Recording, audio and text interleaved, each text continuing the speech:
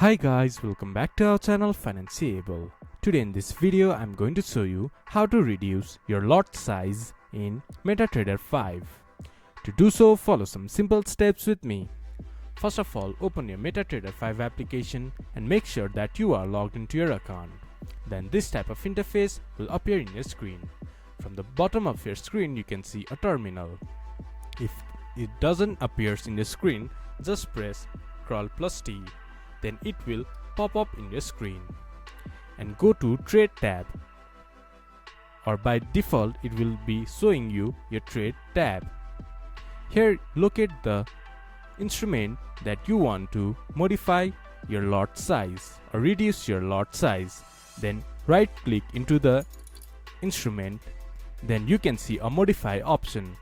Click on it. From there, reduce your lot size.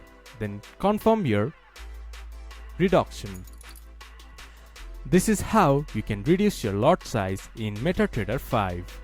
This much for today's video. If you guys find our video helpful, please leave a like and comment. And do not forget to subscribe our channel and hit the bell icon.